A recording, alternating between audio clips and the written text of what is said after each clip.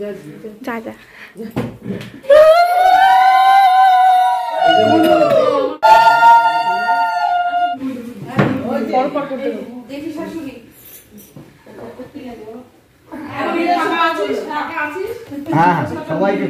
সবাইকে করবে। হ্যাঁ সবে আলো ফুটেছে, কি উত্তেজনা। 6:15 বাজে, সবে কোথায় গেল, আউট অফ ফোকাস। এই দেখো 4:30 থেকে আমরা জেগে গেছি, 4:30 থেকে। ও ঘরের লোকজন দেখো, ও ঘরের লোকজন সব জেগে গেছে, ওদের চা খাওয়া হয়ে গেল। আবার ভাবতে পারছি, আমি বলেছিলাম না কালকে 4:30 ঘুমিয়ে যাবে। এই দেখ কি হয়েছে মেশো, তোমার কি সমস্যা? তোমার যাওয়ার লোক পাচ্ছ না? এই যাও যাও যাও, মেশো ওয়েট করছে। ও আমার কুমড়ো ফুল গাছে কুমড়ো ফুল ফুটেছে। মাসি তাড়াতাড়ি আসো, গঙ্গার সব সিল শেষ হয়ে যাবে।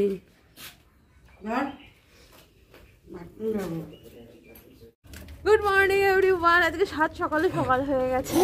ছোট মাসি, মেশো আর বোন অলরেডি গঙ্গায় গিয়ে ফ্রেশ মাছ কিনে আনা হয়ে গেছে। এখন আমি এক্সাইটমেন্টে আমিও উঠে পড়েছি। আমি, বড় মাসি, ছোট মাসি মিলে এখন যাচ্ছি গঙ্গার ঘাটে। সব রাস্তা ফাঁকা এখন তো, তবুও আলো ফুটে গেছে, 7টা বাজে, আরো কুয়াশা থাকে। ও মাছ বিক্রি হচ্ছে, ওই তো কত মাছ দেখো। ওইগুলো পরিষ্কার করতে হবে না? ভাজা খাই জানিস তো, এই কাকু পাড়ায় যায় তো। ওই মাছটা কি মাছ? কোনটা গো? ট্যাংরা।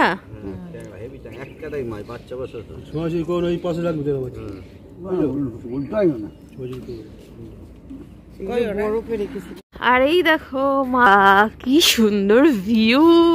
কি রকম লাগছে মাসি? ভালো লাগছে? এ দেখো কাদা, এত দূর জল উঠে আসে, সুন্দর লাগছে ভিউটা। ওই দিকটায় হালকা হালকা কুয়াশা, আর ওই পার দিয়ে ট্রেন যাচ্ছে, আওয়াজ হচ্ছে, কি ভালো লাগছে। মাসি কি করছো? নামো। মাসি এখন যাচ্ছে জল স্পর্শ করতে। আস্তে আস্তে যাও কিন্তু, আস্তে কিন্তু নামবে। আজকে কি তুমি সারাদিন এখানেই থাকবে? হ্যাঁ থাকো, সন্ধ্যাবেলা এসে নিয়ে যাবো তোমাকে আমি। হ্যাঁ না মাসি, এখানে নামা যায় না, বিপজ্জনক। ফটোগ্রাফার দেখো, আর মডেল আমাদের ওই যে দিয়েছে, আর এই যে ফটোগ্রাফার। পারবে পারবে।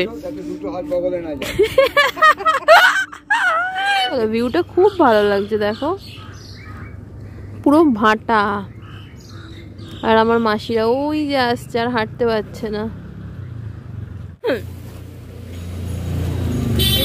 এটা কত? কি সুন্দর লাগছে, নিয়ে টাকা দাও তো। যা বলবে তাই। বিছানার অবস্থা দেখো। আরেকজন ঘুম থেকে উঠলো সবে। এই দেখো ব্রেকফাস্ট খাওয়া হচ্ছে সবাই। আমি বানিয়ে দিলাম রে তোদের জন্য তাড়াহুড়ো করে, সেটা বল।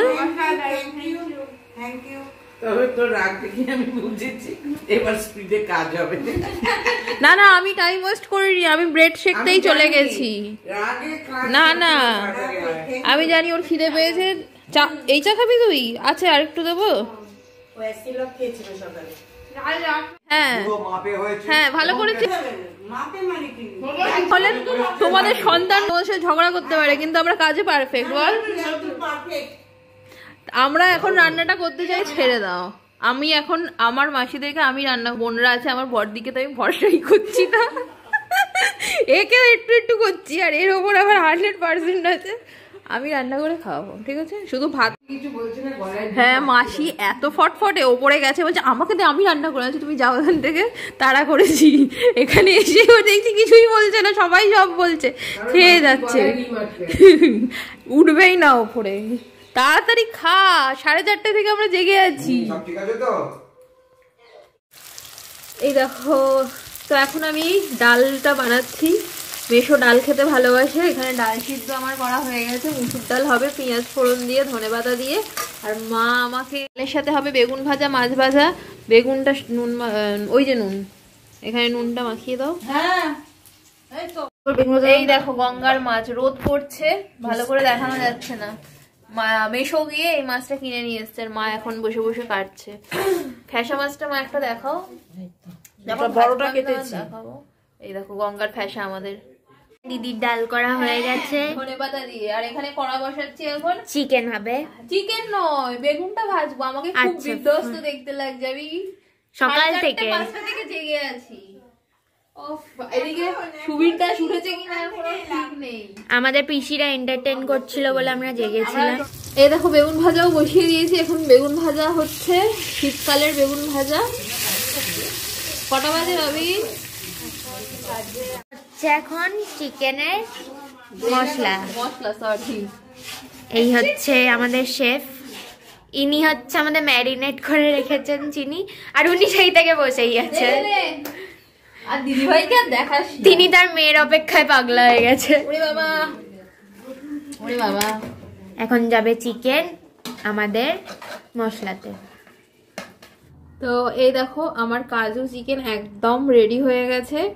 এবার গরম মশলা ধনেপাতা সব দিয়ে দিয়েছি, এবার এটা বন্ধ করে দেবো। মোটামুটি রান্না আমাদের কমপ্লিট, শুধু মাছ ভাজতে বাকি আছে। খাওয়ার আগে মাছটা ভেজে নেবো। এই যে ঠাকুরে ঠাকুরের শুধু তুমি এখন কার্ডে তেল হলুদ দেবো। এরকম সাজ সেজেছো কেন? কচি ছেলের বাড়ির লোক আসবে, কচি সেজে নিয়েছে দেখো আমার মাসি। লোক আসবে, বিয়াল আসবে। যদি বিয়েটা কি তোমার নাকি? পাকড়াও করা যায়। ইয়ে বাবা, কাকে পাকড়াও করবে? তো শ্বশুরকে এ বাবা, লাগাও দেখি। আমি তো ছবো না, স্নান করিনি।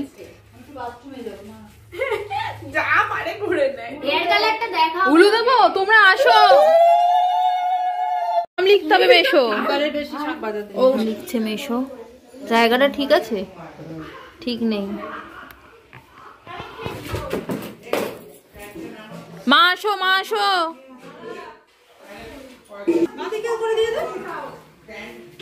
মানে ওটাই সুবিধা হবে মনে হচ্ছে, এই দিকটা করে এরকম করে দিলে। হ্যাঁ হ্যাঁ হ্যাঁ, তুই কষ্ট করে এটা এনেছিস শানু? হ্যাঁ, আমার জন্য। আর এখানে দেখো মা ইমোশনাল হয়ে পড়েছে, আর মাকে দেখে আমিও ইমোশনাল হয়ে গেছি। বাবার জন্য মন খারাপ করছে। এই যে এখানে আমার মাসি প্রদীপ সাজাচ্ছে, দেখো কি সুন্দর করে। প্রদীপ, দুব্বো, ধান। বড় মাসি আর ছোট মাসি মিলে করছে। একটু উলু দাও জোরে। তো এবার খাওয়া দাওয়া পর্ব শুরু। আমার স্নানও কমপ্লিট। এখানে পাতে বেগুন ভাজা পড়ে গেল। এই যে আগে সব বোনরা খাচ্ছি, আর বড় মাসি সার্ভ করছে। মা মাছ ভাজা, আর আমার অবস্থাটা ঠিক এরকম। আশীর্বাদে আগে লাস্ট একসাথে খাওয়া। কোমর ব্যথা করছে প্রচন্ড আমার। তো এই যে মাছ ভাজা গরম গরম। পেনো ডাল কেমন হয়েছে? Thank you. দূরে থাকলে এবার কি? চিকেনের রিভিউ নিলাম আমি, কেমন হয়েছে? খুবই টেস্টি, খুবই পচা, খুবই ভালো না। আপনারা কখনো চিকেন ট্রাই করবেন না। এই যে রেডি হয়ে গেছি, বাট সামনের রাস্তা তো খারাপ। রেডি হয়ে গেছি, এখন মাসিরা বসে আছে অধীর আগ্রহে সাথে। আমি তো শুধু ভাবছি যে কি হবে, আর আমি বারবার গালে শুধু কামড় খাচ্ছি। কেমন লাগছে আমাকে আমি জানিও না। আর আমার বোনরা আবার কোথায় গেছিল সেই আসছে। ভালো লাগছে আমাকে, আর একটু পরে ভালো লাগবে। মেকআপটা সবাই করেছি তো, মানে সিম্পল আর জাস্ট টাচ আপ দিয়েছি। এই গ্লোটা আসতে সময় লাগবে। হ্যাঁ বলো।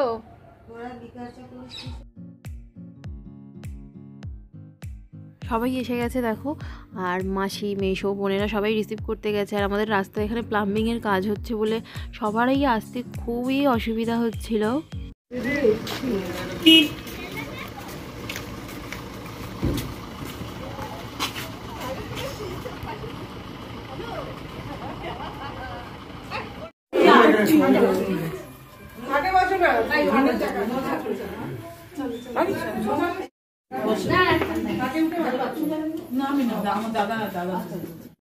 যা যা।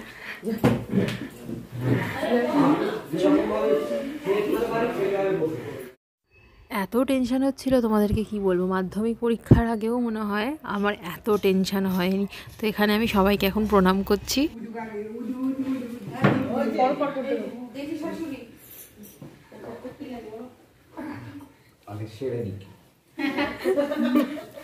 তারপরে সবাই পর পর পর পর না কেন করবে না, সবাইকে করবে। সম্পর্কটা অনেক দিনের হলেও কি হবে, আমরা 8-9 বছরে কেউ কারুর বাড়িতে যায়নি, একেবারে দিনের দিন যাব বলেই গার্জেনদেরও এটাই ডিসিশান, তো ওনাদের ডিসিশানই আমাদের ডিসিশান, তো সেই জন্য আমরা কেউ কারুর বাড়িতে যাইনি। আর মানে সুবীরের মা বাবাকে ছাড়া আমি কাউকেই সেভাবে চিনতাম না, তো প্রচণ্ড টেনশন হচ্ছিল। আমাদের কিন্তু সবিতা যখন বিয়ে হয় মা কিন্তু বৌমাতে এসেছিল, বলেছিল আমার মা এসেছিল।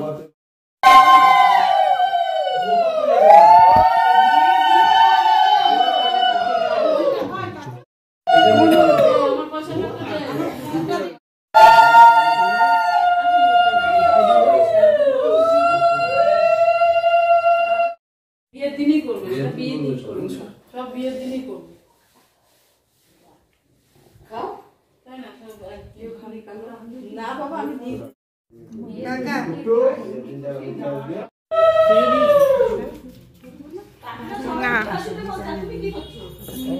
আমি দিলে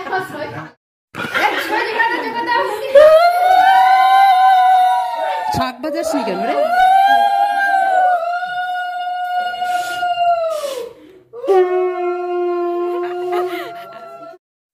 তো এবার সবাই চলে যাবে, তো খুব ভালো আমরা একটা দিন কাটালাম। আমিও প্রচণ্ড টেনশানে ছিলাম, টেনশন মুক্ত হলাম, আবার সবার সাথে খুবই তাড়াতাড়ি দেখা হবে। এইবার আমরা তত্ত্বের ওপর হামলা করবো, এই যে আমি জানি এরা সব হামলা করবে, দাঁড়া আমি ফটো তুলবো। বাড়িতে এত লোকজন, আমি আর ব্লগটা এন্ড করতে পারিনি, আর ওই তত্ত্ব নিয়ে সবাই এক্সাইটেড হয়ে গেছিলো, বিশেষ করে আমার থেকেও আমার বোনেদের মজা বেশি এইগুলোতে, মাসিদেরও খুব মজা পেয়েছে। তো ব্লগটা তোমাদের কেমন লাগলো কমেন্ট করে অবশ্যই জানিও। আর কিছু কমেন্ট আমি পেয়েছি যে পাকা দেখা এই সমস্ত, মানে যেহেতু সবাই জানে মোটামুটি আমাদের অনেক দিনের রিলেশান, মোটামুটি 8-9 বছর প্রায় হতে যায়, তো আমাদের মানে আমরা কেউই কারোর বাড়িতে যাইনি না। সুবীর আমার বাড়িতে কোনোদিনও এসেছে, হ্যাঁ বাড়ির সামনে আমাকে দিতে এসেছে, বাট গেটের ভেতরে কোনোদিনও ঢোকেনি, আর আমিও ওর বাড়িতে কোনোদিনও যাইনি। মানে আমাদের বাড়ির গার্জেনদের এটাই ডিসিশান যে আমি একেবারে বিয়ে করে ওদের বাড়িতে যাব। আর সুবীর এসেছিল কারণ হচ্ছে যেহেতু আমাদের বাড়িটা অনেকটাই ওদের বাড়ি থেকে মানে দূরে, আর ওদের বাড়ির কেউই এদিকে কখনোই সেভাবে আসেনি, তো সেজন্য এসেছিল। আর আমাদের এখানে রাস্তাতে কাজও চলছে, না আসলে বিপদেও পড়তো সবাই, তো ওটা নিয়েও একটা সমস্যা ছিল।